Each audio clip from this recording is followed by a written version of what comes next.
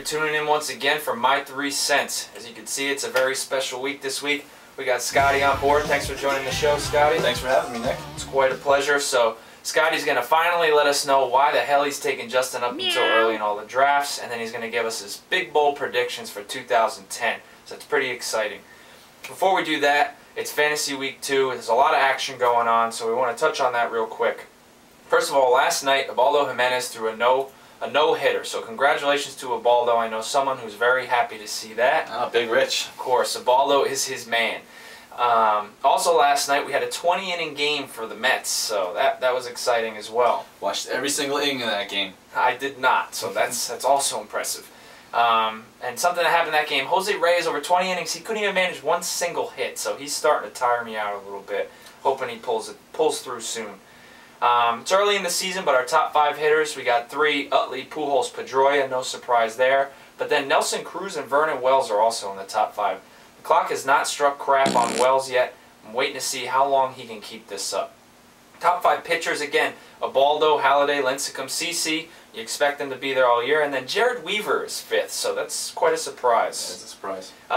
Seems like all the moving pieces are working out for Keith right now.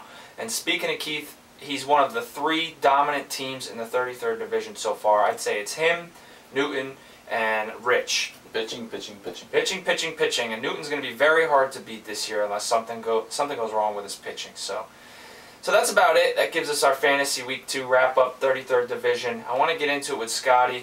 So Scotty, before we even get to your man crush Upton, Meow. Let us know, 2010, what was your general strategy approaching the drafts? My strategy was plain and simple. Get who you want. There's a lot of players who I have in all 3 leagues, such as Amos Ramirez, Steven Drew, Matt Halladay, Justin Upton, Matt Garza, Francisco Liriano, Brad Penny. All those guys I got in all 3 leagues. Gordon Beckham I got in 2 leagues. I just went out and got the players that I wanted. I did the research on them, and basically I go with the Rich's philosophy of take who you want. Okay, like father, like son there. And that's pretty impressive if you have a list of guys you want and you control the draft to the extent that you get all of them. That's real good. I know you made some trades as well to get those guys. Yes. So, all right, so that's your approach, and take who you want. That gets us right to Justin Upton. Meow. So I mean, you kept this guy in my league. You took him 15th in the East Coast League, and then we thought that was early. You took him 11th in the SNS League. So what's the deal with Justin Upton? Meow. Why the hard on for him?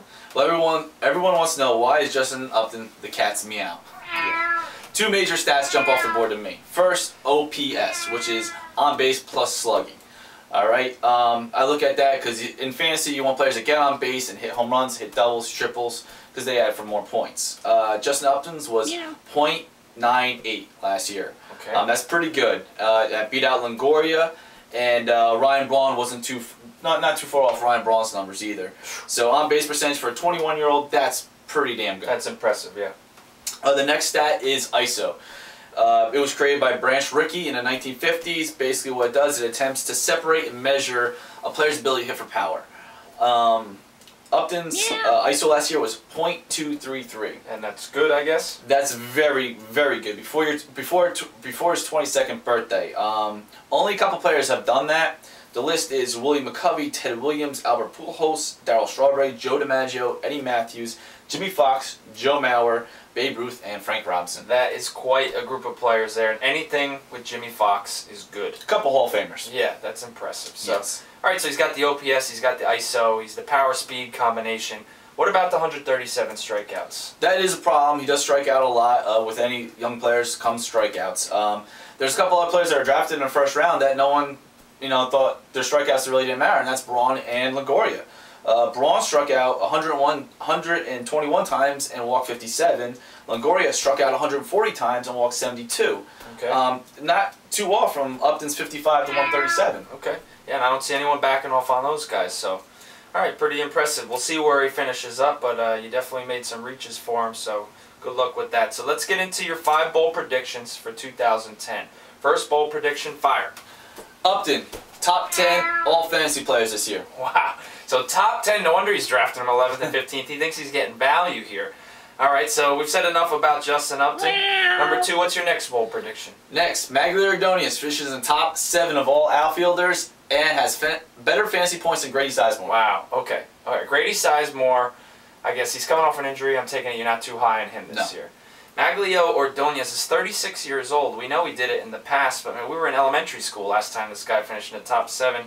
Most people have him projected to finish, as a 4th or 5th outfielder. So why the resurgence this year for Maglio?